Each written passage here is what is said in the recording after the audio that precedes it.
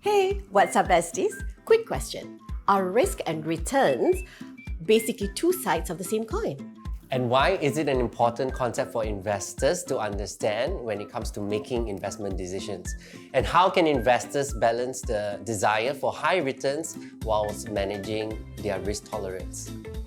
Catch us in our next Kopi Chat with our special guest, Lee Chun Hong, Head of Equity of Principal Malaysia, on Wednesday, 24th May 2023 from 8:30 p.m. live on Principal Malaysia's Facebook page. So grab a cup of coffee and gather your besties and join us in our next Kopi Chat session. You wouldn't want to miss this out because we will be sharing a new way to invest smarter with Principal. Let's chat soon. See you.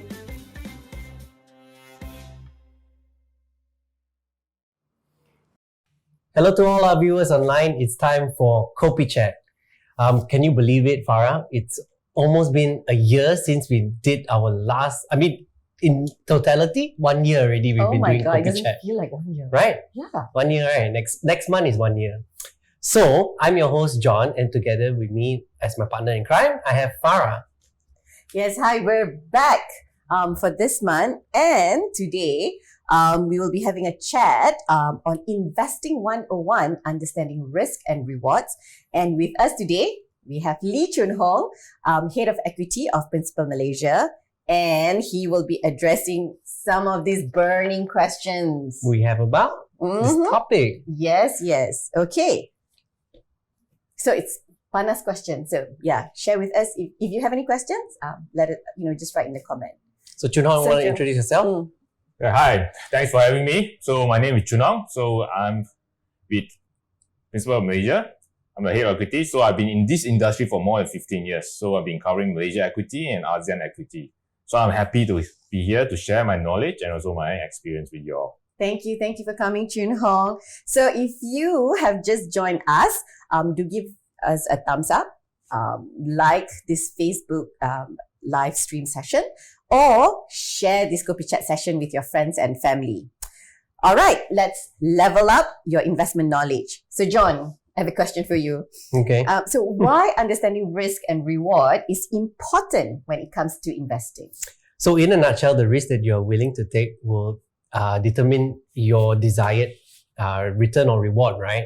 But it's not so simple as that. So my question to you, Chun Hong, what is portfolio return versus risk and why is it important? An important concept for investors to understand. Okay, thanks for the first question. But before I answer the question, maybe I should ask you all back a question. So what is the purpose of investing then? What do you think is important to invest? Money. For you? Must be funny. I think for me, it's about basically growing my capital, Yeah. right? So I think we have financial goals and we would like to, achieve one of many financial goals. So for me, it's about growing capital and saving for retirement. Okay, this is quite close enough. So the purpose of investment is mainly to achieve your financial independence, whether to achieve a sustainable retirement, a comfortable retirement, or to achieve you have enough capital to send your children outside, overseas, or to go to any holiday that you love to go. So with this, we need to invest and grow a capital. Yeah. So then we can talk about portfolio return, portfolio risk. So what's portfolio return? Portfolio return is the amount of money that you gain from your investment, measured by relative term, which is percentage. By percentage instead of absolute amount. So I'll just give a fair example. So just example, you got 1 million, you invest in the asset A, that give you a return of 50,000. And then you got another 100,000 that you invest in asset B, that give you a 25,000 ringgit return in the same period of investment. But yes, asset A give you a return of 50,000 versus 25,000 is double of your asset B. But it seems a lot if you put no money in asset A. But if you put in percentage term, asset A only give you a return of 5% compared to asset B give you a 25% return over the same period. But of course, yeah, so there's a difference in terms of risk. So with asset A, you can sleep nicely, peacefully. Whereas asset B, generate return of 25%, you need to pay the price to generate the kind of return. If you monitor on a daily basis or weekly basis, you can swing up and down that sometimes you just get a heart attack looking at it, and then you don't get a good sleep because of that. I'm nervous now. Yeah. So that's a difference between A and B, and why A and B there's a difference. And the feeling that you have from asset B is called risk, and you need to manage your risk on the downside and upside as well. So that's why risk is about how they perform against your benchmark or against your expectation. Also the volatility of the portfolio or the investment you have, and also the downside risk that you put the money into the asset. Okay, so that's return and as risk. So you can see that if you put a high risk asset, you generally get a higher return. But the other vice versa, you put a lower risk kind of investment, you get lower return. But of course, you need to balance these two return and the risk to achieve your investment goal. If you put everything in the low risk, for example, an FD that give you a return of 1%, it's impossible to achieve your whatever desired investment return that you want from this asset. Whereas you put it in another basket that give you a high return, 10-20% a year, but it might disappear without you knowing. Yep. So that's why you need to balance. Yep. Then so there's a difference between the risk and return. So you need to balance these two. Okay. Yeah. Well, when you think about or you hear the word risk, right? I for me, as I'm a moderate investor, I still find it very nervous. To think. Of course, you want the return lah, but I still need a lot of advice. I still will just go around. How I wish you're my bestie from many years ago. Never too late. Yeah. What about you, John? I think for me, if you ask me about risk versus returns, obviously, I have another question for Chun Hong later on, which I will cover, right, about misalignment with risk and return, right? But for me, as an investor, everyone is thinking about returns, right? But not really thinking about that, taking that risk. So again, you just need to understand, if you, as what you mentioned, right? If you want to take higher risk, then the returns could be potentially more. Yeah. But if you take lower risk, then your returns is slightly lower than what you expect, right? Yes. So you have the next question for Chun Hong? Yes. So the next burning question is, how, so as an investor, how can an investor balance the desire for high portfolio returns with the need to manage their risk effectively? Yeah, first you need to identify what's your investment goal or objective, and then you need to know how much or what's your risk tolerance, how much risk you can take, and also the investment time frame. So once you establish that, and then we can go straight to the next step. So how can we achieve that? First of all, we can do that by diversification, then asset allocation, and then risk management strategy, and then portfolio review on a regular basis. So what is diversification? Diversification is identify different kind of asset class that in the market. There are equity, there are fixed income, there are money markets, there are commodity, there are real estate, there are private equity, and also alternative investment. So each can give you a different return, but at the same time give you a different risk as well. Okay, so you need to diversify, and I'm sure you heard the term of don't put all your egg in one basket. So if you drop the basket accidentally, you can drop all your egg. Same thing, if you choose the wrong investment and you put all your capital in one investment and it's turned out to be the wrong one, you can lose all your capital or potentially even more. Maybe you borrow money to invest in that. Okay, so diversification is important. Okay. Then asset allocation. Once you know which asset that you want to put your money in, then you need to go back to your investment goal and your risk tolerance and your time frame. So then you decide how much you want to put on equity, how much you want to put the bonds, and how much for money market for your regular cash flow needs. Okay, so that's called asset allocation. Yeah. So after that is the risk management. So what are the approaches that you can take to manage your risk? One way is stop loss. The other way is consult your consultant and investment advisor. Okay, so you have to understand your risk and what the risks are involved in the portfolio. Okay, next is be regular portfolio review. So why is it important regular portfolio review? You need to reassess whether the investment you put in or the capital you put in are the right one, are meeting your expectation on a regular basis. I mean, if you're investing directly, it's advisable to look at on monthly basis, and if not quarterly basis. Okay, so yes, and then if you make the wrong decision, you need to learn to cut loss and just get out from that investment and put the money to some other better performing asset to go back to align back to your whatever investment goal or your risk tolerance is. Yeah. So asset allocation. So you mentioned all the different sort of like equities, bonds, fixed income, right? Things like that, right? So again, does that change in terms of the asset allocation? Does that change over time as you grow older? Oh yes, definitely. As you grow older, your time frame is shorter. So as it gets shorter, there's so much risk you can take to achieve your return. So you need to like dial back your risk, as in lower down your risk and focus more on regular income instead of just focus on growth. So as you getting closer to the maturity of your investment goal, then the lower risk you should take. Yeah. Okay, I see. So to all our viewers that just joined online, if you have any questions for Choon Hong, please leave it in the comment section down below. If we have time towards the end of the session, we would address some of the questions, right? Yeah. So again, going back to my question earlier, right, that I wanted to ask.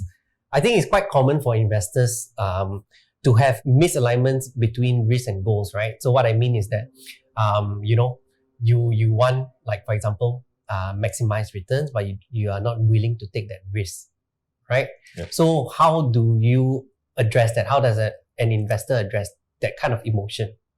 Well, it's quite a common question, yeah. So I have friend, also relative, that always say, I want a high return.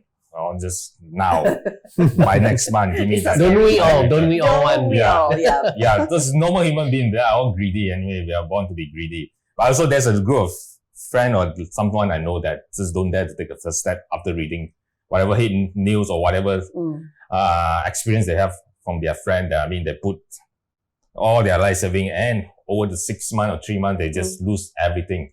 Okay, so there's a two group of people. One is too aggressive without doing much homework. The other one is just too cautious from what they hear or heard.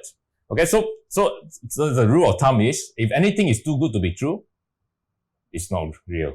Okay. Yeah. So for example, if someone coming to you that say, I'm just going to give a product that will generate a return of 10% a month, which is about 120% or more per year. Means you can double your capital within a year with zero risk. If that's such a thing, then usually it's a scam. Yeah. So it means zero risk. If you don't take risks, you get what you want. That doesn't make sense on theory wise. Yeah. Okay. Just an example that when you go to a theme park, you seek a thrill on the bungee jumping. So yes, the thrill is so high, but the risk is also very high. If you can just snap and then you can just lose your arm, or the worst case, lose yourself. Yeah. So the risk you take to generate that kind of return is very high. Well, generally that's generally a scam. Okay. So yes, maybe there's 1% is real, but most of the time it's fake. Yeah. But of course, how can we approach the market or in the investment? There are two approaches. First of all, you can start on yourself. But when you start yourself, you require a lot of time because you need to study the company or the investment that you're putting in and how much risk is involved. And you have to monitor on a regular basis, not just 1 month, 3 months, or 6 months a year, but on the regular basis. So you need a lot of time. So you can start small with that on your own investment. So once you get more confident, then you can venture into something new and give you a higher return, but given a higher risk as well. Yeah. Okay. The other approach is you require less time, but of course the first time is you spend more time with your consultant or investor advisor. Okay, so they will guide you through what's your investment needs, what's your requirement, what's your risk tolerance, what's your time frame, and then they will guide you through what are the things available to fit your portfolio or profile. So there's another approach, but the time you spend to review will be lesser because the investment advisor will review on a regular basis on your behalf. But as a disciplined investor, you need to go back to the investor advisor whether the product recommended by your advisor is the one that fit your profile. If not, you need to tell the person to change to a new product. Okay, so regular review with your advisor, or if not, your own investment is important, is key. So investment is it's all about discipline. Yeah. So same thing as what you learned since you came out into the world. Yeah. Everything is just discipline. Yeah. Discipline is key. No, and also regular review, because I just want to remind everyone it's almost June, so it's time for you to review your portfolio, right? Oops. I shall mark my calendar. Yes. Then by everyone. now I have bestie. Okay. Not my calendar, just We'll set find your you. We'll phone. find you.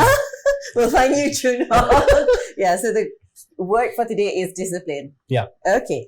Okay, so the next question would be, what are some of the common matrices, to measure the portfolio risk?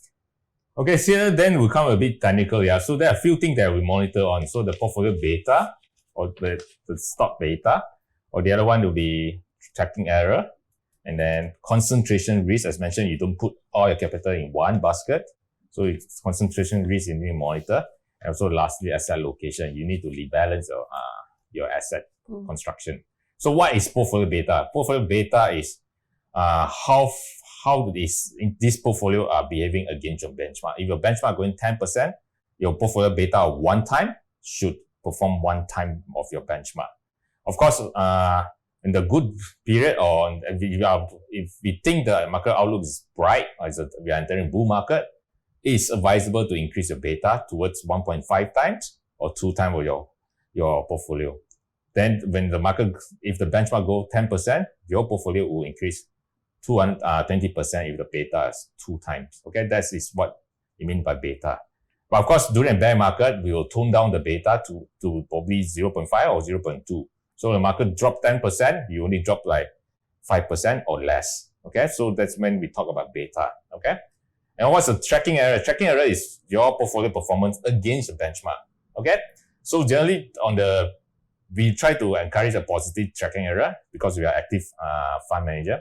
So we try to identify opportunity in time of panic. Okay, so we don't mind a high tracking error, but too high of tracking error, does that mean that we are taking too much risk?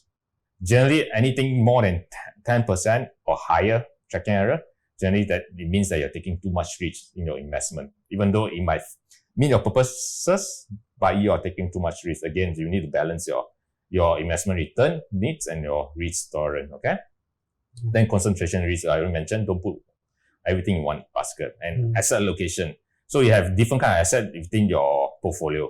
And because of that, the performance return within the same period will move differently. So you need to rebalance again to realign back towards your investment need and your risk tolerance. Yeah. So these are a few things that we monitor most of the time on regular basis as well.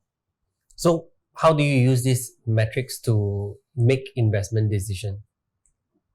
How do I make these metrics? Okay, so like I mentioned earlier, if we think the market outlook is conducive and it's a bull market, then we increase the beta. So to take advantage of the bull market.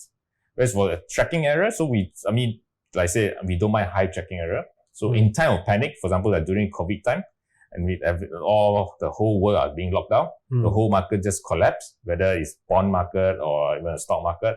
I mean, you will never think that US market will just go bust, or Malaysia government out of the country will just go bust. I mean, you see opportunity there. So you take the opportunity to buy into it, and then that's when your tracking error will just increase. Yeah.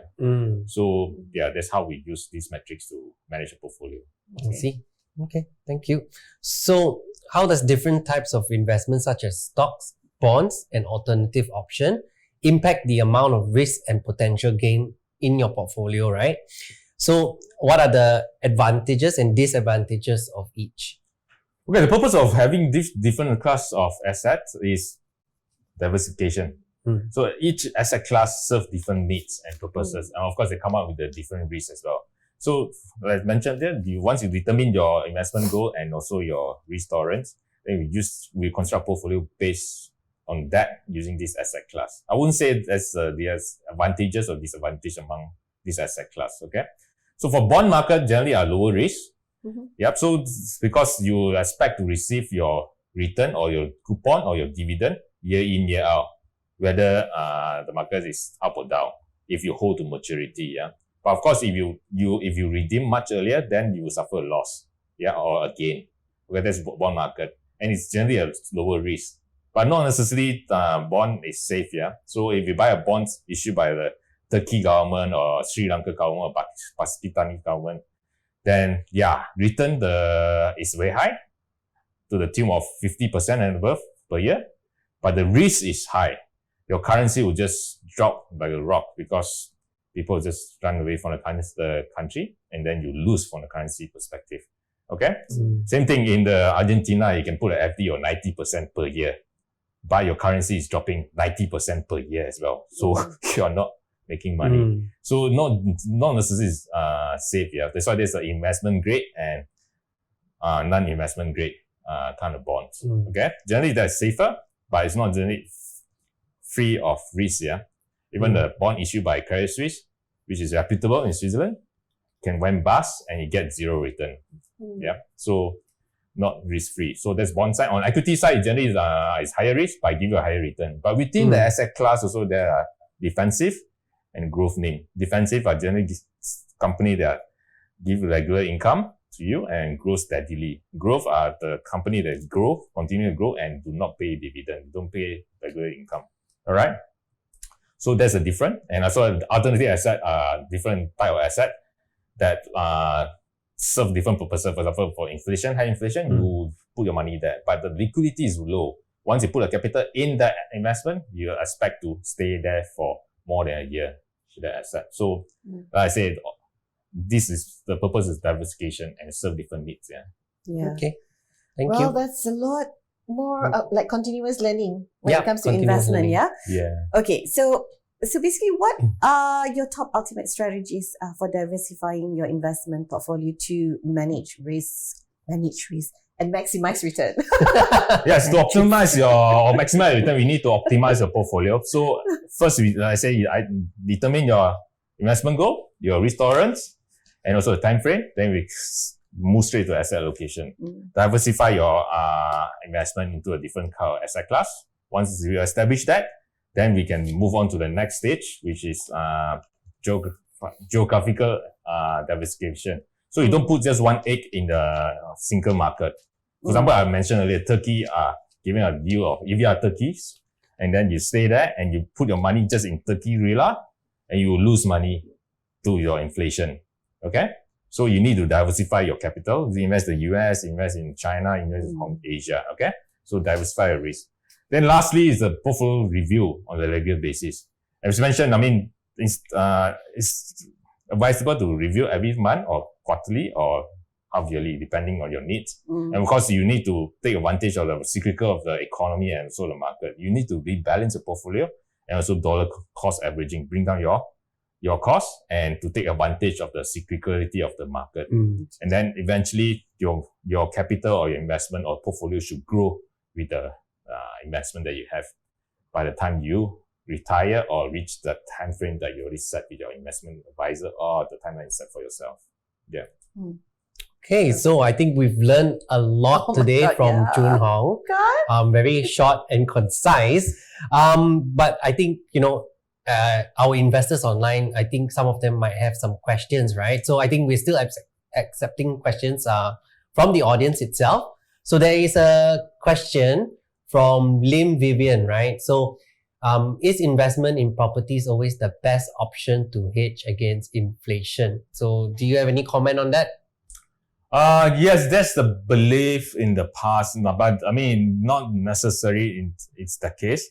First of all, I was mentioned earlier, I mean, it depends on how the country being run and also, and whether you believe this country will continue to grow. If you take example, okay, if you are in Japan, aging population, your consumption will continue to drop. And then you buy into a lot of property, but knowing that the population will just continue to decline. So who going to buy the property that you have eventually? So that's why you can hear that, I mean, certain town have become a ghost town, give you a free property. Government give you a free property, come to this town to populate this town. But it's not that easy. So you need to think longer term. So how do you see this country are being run? How the prospect of this country? So take example of Singapore, our neighbor. Okay, small population, but they encourage a lot of investment. When you encourage investment, you bring a lot of money, you bring a lot of people into the country. And then more people coming into the country, more demand for a place to stay. Okay, and the population age are just not changing too much. So you can see demand outgrow the supply. Then the property continue to increase. That maybe increase faster than inflation. So you need to see, yes, it's a good hedge on inflation, but whether it's a good inflation or bad inflation, yeah. And for example, back to China, Japan is they have been suffered inflation for a long time. So the property continue to drop. Yep. So you must know where you are from and which country are generating a healthy inflation. Then that property would tend to grow in the inflation faster, if not matching the inflation. Yeah. So you have to differentiate that. See, okay. So I think if we have time, we can take one more question. But again, I want to thank you for coming, joining our live stream. You know, I hope you're not too nervous. I think it's very good to have you, and we hope to see you again. But also, Farah, do you have a question for me? Yes, I have. Okay. But before that, Jun Hong, after this, I need to Review your portfolio. review my portfolio. Okay, so John, hey, what's up with Go Invest? Any development? Yes, there is a lot of things coming up. I can't share in detail, but I just would like the audience to know to just be on the lookout, as we will be sharing more information about investing with Principal via Go Invest. But what I would like to share is basically we are running a current offer, right? Nice. Which will allow you to earn up to 4.88% per annum, right? Until this offer is until 31st May 2023. And there's two ways to earn this 4.88% per annum, right? So number one is basically cash in and maintain a minimum of RM500 to 1,000, and you will earn 4.88% per annum. And the second method is to activate your monthly auto cash in, which is your regular saving plans via Go Invest. Minimum is 500 and you earn 4.88% per annum for 90 days. And why? Why are we activating monthly auto cash in? Why? Do you know? Dollar cost average. Yes, that's right. Yes. So the offer ends 31st May 2023. Terms and conditions apply. Right. So I don't think we have any more questions. Do we have any more questions? No? Okay. Yep. Okay, that's fantastic. Actually, the offer. Okay, I'm gonna do it after this. Right after this. Okay. Okay, everybody cash in, okay? Yes, Okay, yes. Even our do. audience as well, cash in, please. Yes, please. It's been a long time see such a high interest rate. All right. Thank you, Jun Hong. Thank you so much for chatting with us for tonight. So I guess that's the end of our Kopi Chat session for tonight. So if you would like us to discuss this kind of topics, so do like and share with us, or leave a comment. Leave your comments in the comment section. And if, let's say, you want us to discuss other topics related to money or investing, just write in the comment Give us section. ideas. Yeah. Give us ideas. Thank you. Yep. We'll try and find the best right speaker for that topic. We will try our Yes, best. yes. Okay, so for more educational topics on investment, don't forget to follow us on our social media. And you can also visit our website, www.principal.com.my. You can find over 100 of articles on our knowledge and insights. And there's also information about our products and services. Yep. So Yeah. till then, see you again next month. See you. Thank you. Good night. Bye. Thank you. Thanks. Bye.